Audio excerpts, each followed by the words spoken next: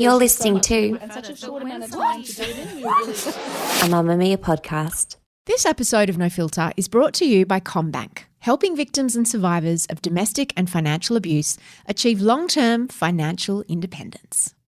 Just a heads up, this is a conversation about domestic and family violence. If you or someone you love needs help, please call 1-800-RESPECT. Everything changed for Courtney Ugle when she was 11 and lost her dad. But it was watching what happened to her mum in the years that followed. That's what she wants to talk about now. When I think about the life I live now, my morals, what I stand up for, what I'm passionate about, what I believe in, it's all stemmed from my childhood. From Mamma Mia, I'm Mia Freedman, and you're listening to No Filter, a weekly interview podcast with people who tell their stories very candidly and aren't afraid to be all kinds of vulnerable. And this week, we're talking to women who are ready to be very candid and vulnerable about an issue that impacts 1 in 3 Australian women. Perhaps you. Family violence. Over this week, we're going to share with you 3 separate stories from 3 remarkable women. And these stories really explain what it's like to survive family violence alongside our proud partner, CommBank. It's all about lighting the way to the next chapter. And my first guest in this series is AFL player Courtney Ugle. Courtney is a proud Noongar woman, and she's trying to live the best life she can, given the dramatic circumstances she grew up in. This is Courtney's story. Courtney, tell me about your mum, Jodie. I'm so sorry that you lost her. Look, when I think about my mum, I think one of the strongest women that I've ever come across. And at times growing up, I probably didn't think that because I think I was very naive to a lot of the situations that we were in. But as I got older, funnily enough, a lot of those, her ways and how she taught us things was just her getting us ready for life. And when you talk about someone who was proud of their children, mum was definitely that person. She referred to us as her awesome foursome, and I swear everybody who knew mum knew about her kids and knew what they were doing because she was always talking about us. The biggest heart should give you her last if it meant that she would go without. She was a good woman, my mum was. You said you're one of 4. Where are you in the order? So I'm the middle child, the black sheep, I like to say. But no, I have an older brother, Kirk, an older sister, Sky. Then there's me, and I have a baby sister. Her name's Madison. And what are some of your memories of growing up? You lost your dad when you were quite young, didn't you? Yeah, I was 12 when my dad passed away. Being so young, I obviously, for my own sanity, I was told that he was just sick, and later on learning that he actually committed suicide. So that was 12. So at a young age, I think we experienced grief and trauma as young children, which made us grow up before our time. We kind of had to do things that your normal family kind of wouldn't have to do. So young age experience, what grief was like, definitely hit all of us. You could imagine the toll that it had on my mum trying to raise 4 kids on her own as well. Of course, that comes with its challenges. But from a young age, we definitely experienced that trauma, before I even hit high school. What are some of the things that your mum taught you in terms of trying to get you ready for the world? She told me to always be myself, to never try and be something that you're not. She has always told me that people are going to talk about you, whether you're doing good or bad. At times growing up, you just kind of disregard those things that your mum tells you because you're like, oh, all right, here we go again. But when I think about my mum and the way that she never shied away from who she was very loud, very fun. Her use of language was very much her own, but she never shied away from that no matter who was around. And I love that. And I think as I've gotten older now, that's something that I have taken on board and ran with it because I never want to pretend that I'm something that I'm not. She taught me to always be kind. She did warn me there are some mean people out there in the world, and it's not a reflection of who I am, but just to be kind. And I think learning about putting myself in other people's positions to really acknowledge and understand where they're coming from and why they might be the way that they are. My mum always just taught me not to judge. There comes a time in every kid's life where you realise that your parents aren't perfect and you start to see them and their vulnerabilities and their flaws and their weaknesses, I guess. Do you remember kind of when you first started noticing that about your mum? Yeah, I do actually. And I remember it was around, I was in grade 7 going into high school. You're getting older, so you're learning about new things at school. You're coming into high school where you're associated with so many different kids from all different walks of life, and you hang out. And, as young kids, it's almost like nothing is hidden. You kind of talk openly about everything. And I think I learned quite quickly that my life was very different to a lot of my friends. The primary school I went to was called Jitty Aboriginal School. So in primary school, I was no different to a lot of the kids. We all had the same experiences, but that to us was normal. It wasn't until I got to high school that I thought, okay, some things are a little bit different in my household. What kinds of things can you remember? Yeah, I suppose just the behaviour change in mum. Drinking alcohol was normal, very much, in our family. I remember as a young kid, you always get together, family loves a good feed and a good drink and some good country music, and that was normal. But the behaviours that came with the drug use were very unusual, especially as a young kid, not knowing or not had seen my mum in that type of state before. Yeah, I mean, it was just mostly her behaviour and I suppose the violence that was happening as well. My mum experienced violence for as long as I could remember from all the partners that I remember mum being with. I knew that it was wrong and I knew that that wasn't okay because when your mum is sitting in the room crying with bruises all over her, you know that that's not okay. But to me, I hadn't seen what a perfect life should look like. So to me, I knew it wasn't okay, but it was kind of normal, if that makes some really odd sense. And I suppose, my sister Sky being the mother of the family, she stood up when mum couldn't and she was very protective of us. So there was a lot of things that she knew that she didn't openly speak about. But as a young girl, in high school, getting a little bit older, getting a bit of an attitude, I had questions and I would confront mum sometimes. And I'm definitely known for running my mouth a little bit. And I resented mum. What would you say to her? I'd say things like, how dare you? How dare you go and leave us for a couple of days when we don't even have any food in the fridge? Why would you do that? By this time, I knew that my mum was struggling herself. I didn't know the severity of it at this stage, but I knew that there was drugs involved. I'd say things like, how dare you choose drugs over us? And there'd often be times where we'd find some stuff laying around the house. Nothing was ever done in front of us kids, but we weren't silly. We knew what was happening. And again, being so young and looking at my friends that I associated myself with and their lives that they had, and comparing it to mine, it was very different. So I was a bit bitter at times because it was just, how could you do this to us? And I often think back at those times and I try not to let it eat away at me because I was a young kid. I didn't know any better. I definitely wasn't old enough to know what challenges and issues my mum had faced and had been facing at the time, but I was young, naive, and a little bit insensitive to what actually was happening. Courtney, do you remember the first partner she had after your father died? Because that's got to be tough for a kid, like your parents' first partner after you lose your other parent. Yeah, I do. And he was around for a couple of years, known to us, known to our family, was really good for us, I suppose, at the time. And then you start, again, witnessing some stuff that, young kids shouldn't. And there are a lot of times where mum had bruises. She was hurt mentally and physically. And again, I wish that I had been that daughter that kind of just sat down and asked how she was going, but I wasn't. So I was only seeing it from an outside. And as again, a young kid, if someone is hurting you, why are you still with that person? Why don't you just leave? Why don't you just pack up? Let's go somewhere else. And again, as I get older, it is not that easy. It is very hard. It is very, very hard. And again, I was a young kid, but I just wish I could have done more. Looking back now, there's nothing I could have done, but thinking about the position and the situation that my mum would have been in for almost all of her life is very terrifying. You say she had a series of these violent relationships. Did you each time have hope that maybe this guy would be different? Yeah, oh, definitely. But, it's so good for so long. And then you start seeing the changes in mum kind of not being confident, not loving yourself, not feeling good. And then you start hearing the yelling and the screaming. And then you know there's drugs involved. You know that alcohol just fuels the fire when there's arguments happening. I'll have this is a different partner, but a very vivid memory.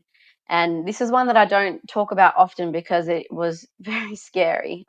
But I was with my mum one night and it was her birthday and she was with her partner at the time. And they were having a couple of drinks around the table. And I remember he leant over and burnt mum in the face with a smoke. And I remember she asked if they could go to like the pub or the bar down the road, to have a couple of drinks. And so that resulted in her getting burnt in the face. And so I think I would have been 13, 14 at the time. The argument kind of went through the night. I ended up going to sleep, but I got woken up at about 3:00 a.m. by mum and she said, we need to go. She was whispering, she goes, we need to go. And I'm like, what is going on? She goes, we can't go out the front door because he will hear us. We need to jump off the balcony. And so it was a 2-story apartment and mum opened the door, she jumped and she stood there like waiting for me to jump so she could catch me. And I jumped and we both fell to the floor and, we're running the streets of Perth looking for some help. And I will never forget how scared I was. But the fact that my mum had been in that position running for her life more times than you can imagine. Looking back now, it really breaks my heart. I'm a young kid, not knowing what's going on, but all I know is that we need to get away from him. And mum was doing all she can to get me away with her. I couldn't imagine how she was living her life, knowing maybe when is he going to come after me next or what's going to happen to me in front of my kids. I remember that so clearly and it's not a nice feeling. You're listening to No Filter with me, Mia Freedman, and Courtney Ugle. Here at Mamma Mia, we know that achieving financial security is a key part of financial well-being. But one of the serious issues affecting women and our financial stability is financial abuse. With a recent survey revealing that almost 40% of the adult population has either experienced financial abuse or knows someone who has. And that's just not good enough. Which is why we're proud to partner here at Mamma Mia with Commonwealth Bank and raise awareness of Next Chapter, a program which delivers services and support to victims and survivors of financial abuse. By helping women to achieve long-term financial independence, Next Chapter aims to create financially independent and resilient women. To find out more, go to commbank.com.au/Next Chapter. And if you or someone you know is affected by domestic violence, please call 1-800-RESPECT, that's 1-800-737-732. And in an emergency, please call 000. You mentioned about how it would start with her not feeling good about herself and the yelling.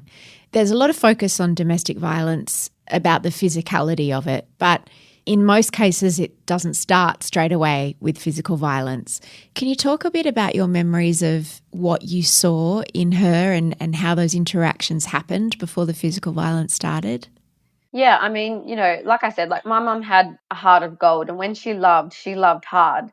And I definitely get that from her now. But seeing the way that your mum changes the behaviours, the self-confidence, again, as a young kid, you don't really take that into consideration or take much notice of that at all. But even looking back at photos now in the way she used to dress and how healthy she looked, her hair, skin, everything glowing. And then you look at photos of the timelines of when she was in these relationships and just how different, and also adding to that, the drug abuse that mum challenged, that had her challenges with, and faced.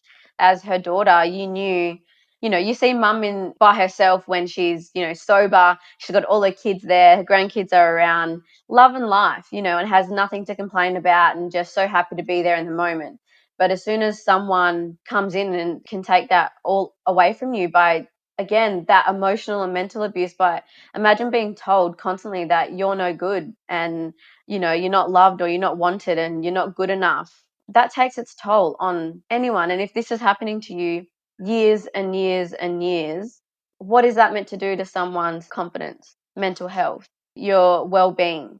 It damages you. And I think, again, as I got older, being more aware of what actually was happening, I felt bad for all the times that I resented her because I was young and naive and just didn't have any understanding. Each time she'd get out of one of these relationships, would things change for a bit? Yeah, I mean, I don't want to say mum changed when she was in those relationships, she's always our mum, and we always got the best of our mum in bits and pieces. And as we got older, we're off doing our own thing. We're trying to make a life for ourselves. And who doesn't want to be loved as a human? We look for love in our kids, in our grandkids, in our family, in our partners. And, there was no questioning the love that mum had for us and the love that we had for her. But a love from a partner is different. It is very different. And I know what I'm like as a young adult, and I just couldn't imagine, that as well. We had a big family home in Bunbury where I grew up. And once we all left, it was, this big 4-bedroom house with just mum in there. I couldn't imagine how she was feeling, so alone and just looking to be loved. She was never bitter about us leaving. Mum was our biggest advocate and biggest supporter to leave and create a life for yourself always. But that what humans need, and love and affection, and for someone to tell you that you are worthy, that means more than just a relationship. Her last partner, the partner who ultimately was convicted of murdering her, do you remember the first time you met him? I do. Yes, I do. Quite vividly as well. And he was known to the family. What was he like? I won't name him because I don't think he deserves to be named. No. I didn't really have much to do with him. Kind of was very quiet, just in the background. Don't ever really remember having a full intellectual conversation with him ever. Did you know their relationship had turned violent? Yes. And had all of you moved out by that stage? Yeah. And it was different with him. With previous partners, the violence would occur in front of us. So we'd actually see mum get hurt, which was absolutely terrifying. But this one, he never did anything in front of us. It was all kind of behind closed doors. And we'd get a random call because my sister is mum's next of kin, and she'd get these calls that mum's in hospital. Because her and mum had a really mature relationship, we often all found out why she was in hospital, and it was because he really he hurt her. And by this stage, we're the young adults, right? So we never put ourselves in situations where we had to witness that. And our mum was an adult, so she ultimately had and made her own decisions, and we had no control over that. But I think as we got older and understanding, I think there was more conversations around, and I remember saying to mum, like, you are loved and you are so worthy. Like, what are you doing putting up with him? Like, he is nothing. He's gross. I don't know what But again, I can't speak on behalf of my mum because I don't know how he made her feel when he wasn't abusing her. There must have been some sort of love there somewhere. If mum stayed with him for, a duration of like 8 years or so, on and off. But I mean, I was in a position where I didn't have to be around it, and I never saw anything. He was never rude to mum in front of us. He was never mean to mum in front of us. More so because I think, we just never put ourselves in a position where we could see him do that. He was good at hiding it. Yeah, he was. And mum knew from the start that I wasn't very fond of him, didn't really like him, didn't really give him the time of day, because I knew all the times that he'd hurt mum, and I was old enough and felt strong enough that I don't actually have to have a relationship with you at all. When she was hospitalised, did the police ever get involved? No, so there were no charges laid. What would happen when she would go to hospital with these injuries and she'd be asked, what happened to you? If we were the people, like if we asked, which we did, it was almost just like she was too embarrassed to say, but we knew. Would she make up a story? No, she wouldn't make up a story because she knew that we knew. Mum knew that she raised some strong kids, and she knew that we weren't silly and we didn't, nothing was sugar-coated, but nothing was openly spoken about. The relationship she had with my older sister was a little bit different because a bit older, a bit more mature. I think she opened up a little bit more to Sky. But when it came to the two young kids, She still wanted to protect you a little bit. Absolutely. You don't want to tell your kid that you just got, absolutely abused and you feel like worthless and you feel like nothing. You don't want your kids knowing that. You don't want your young girls seeing that. But when I say, Sky was our rock, and that she definitely stood up when she needed to take that position to mother us. And then she did, still to this day, does that very well. And I think that's why mum had that trust in her. Indigenous women are more than 30 times more likely to be hospitalised as victims of domestic violence than other Australian women. Is that something you were aware of when your mum was in and out of hospital? Aboriginal women are also, and Torres Strait Islander women are also 11 times more likely to be killed as a result of family and domestic violence than non-Indigenous women. And no, I didn't know that at all. It wasn't until I got employed with JIRA in Melbourne, an Aboriginal Family and Legal Service, that I learnt these stats. And I'm working in this organisation that is a safe space for Aboriginal women. There are so many resources and so many, orgs out there that can help you with your situation. And I think, I don't remember Mum ever going to one of these, or I don't know if there was anything available like this. I remember we went to, I think it's called a refuge. Refuge, yeah. Refuge, yeah. We were in those a couple of times, but if you go into a room with one bed for your mum and then these bunk beds, it's real clinical. It's like you're in a hotel.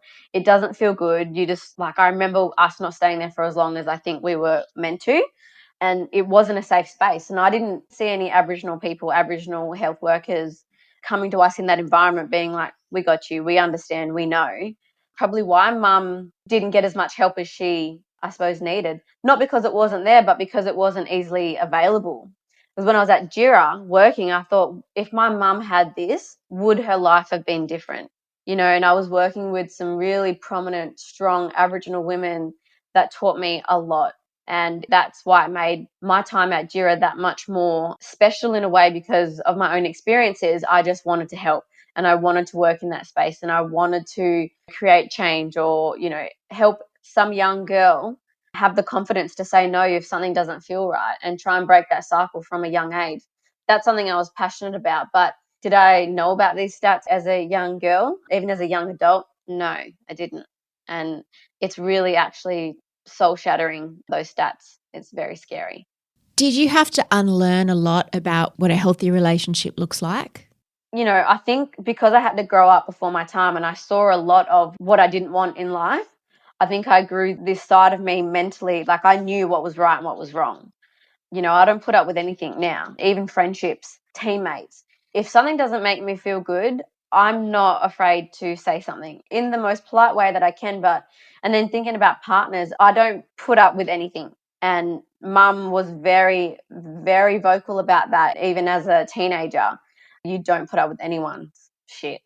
And so, not that I had to unlearn anything, I know what I want, and I know what I want from a partner. I know what I want from my friends, even family. And I know that what makes me feel good and what doesn't. And I wish that, I knew it was within my mum, the strength, but I just feel like, she had endured a lot of pain and a lot of suffering in her life, that she did the best she could with what she had and who she had around her. But if anything, her life and what she had been through just gives me that much more strength to not put up with anyone's shit. I think she'd be very proud of you, Courtney. Oh, I hope so. Thank you for talking to me and talking about her. I noticed in the judgment, the judge commented that she's raised 4 children who each had shown their devotion to her by the way they conducted themselves during the trial of this man who took her life. And Justice Corboy said each of the children had expressed deep love for their mother, and the hurt and trauma that they experienced had been exacerbated by the shocking way she died. It must have been really tough to be in court. Look, I never thought in my life that I would ever be in that situation. You watch these crime documentaries and these things on Netflix and you think, wow, that looks, I could never imagine being in that position, but I was in a courtroom. Because I'd rocked up on the scene, I had to give evidence. So I'm here in a courtroom giving evidence, looking at the man who killed my mum, being cross-examined by his defense lawyer was the most terrifying thing in my life. But I knew I had to do that. I knew I had to be there. I had to be strong. There was no way I was getting out of that. I was doing that. No matter how scared, nervous, how much anxiety I had in the lead up, I was always going to show up. It was a 2-week long trial and me and my siblings went every single day, all day, sat in the courtroom. Literally what you see on movies is exactly what it's like. There'd be times where we sat there and our lawyer, Mum's lawyer, was so awesome. There were times where like, yeah, obviously he took our mum's life, he's going to get what's coming. But then there'd be times when, the defense lawyer, she's good at her job, but there'd be times that we sat there and thought, what if that happened? Like, oh my, like, I don't feel too confident. What is going on? They're digging through Mum's life and pulling up all these medical reports and all of mum's baggage, and it was very scary and it was very hard to hear that, knowing that her job was to try and make him walk free. And discredit your mum. That must have felt so painful and disrespectful and devastating all over again. Do you know how many times, like our fists kind of clenched and we'd look at each other and tears be rolling down our face, and just I'd look at my brother and he'd be shaking his head, and because you can't say anything, and then also his family were there as well. And again, we are not nasty people. We are not mean people. We always showed our respect regardless of that situation. Things could have been done and dealt with very differently. That's why, mum always referred to us as an awesome foursome. And I believe that we would not be the people we are today if we didn't have those challenges, if we didn't, learn about life from a young age. I wouldn't change it. Obviously, I wish that my mum never endured and suffered the things that she did. But when I think about the life I live now, my morals, what I stand up for, what I'm passionate about, what I believe in, it's all stemmed from my childhood. But that 2 week in the courtroom, I can't explain that because it was just, I don't even have words for it. But I remember a group of year 12 students actually came into the courtroom because it was an open court, so anyone could have come in. And they looked so disengaged, didn't really care. And we're sitting in there thinking, this is our mum's murder trial. And, Wow. I couldn't believe it. But when the jury took only an hour to come up with a verdict, and so either it was like, this could either be the best thing or the worst thing. Why does it happen so quick, We get there, we're sitting in the back, we're all holding hands. My heart was pumping, it was, and the verdict got read out, and it was just weirdly like relief, but sadness, just a mix of emotions that I could never explain. And our mum got justice, and rightly so, because he took her life. And people say to me, don't you hate him? And I say, he doesn't exist in my world. I don't know him, so I don't hate him because he doesn't have any of my time or energy. I don't think about him. I don't say his name. Imagine if my life was devoted to hating him and wishing the worst upon him. I would not be able to move forward in my life. So he doesn't exist, but I do believe that everything happens for a reason, and I believe in good and bad karma, and he's where he needs to be. And, I'm trying to give myself the best life I possibly could given the circumstances. Thanks for listening to this episode of No Filter. If you or someone you love needs help, please call 1-800-RESPECT. Over the week, you're going to hear 3 incredible stories of survival alongside our proud partner CommBank, who are all about lighting the way to the next chapter. This episode was produced by Leah Porges. The executive producer of No Filter is Elissa Ratliff, and I'm Mia Freedman. I'll see you on mamamia.com.au. This episode of No Filter was brought to you by CommBank, helping victims and survivors of domestic and financial abuse achieve long-term financial independence.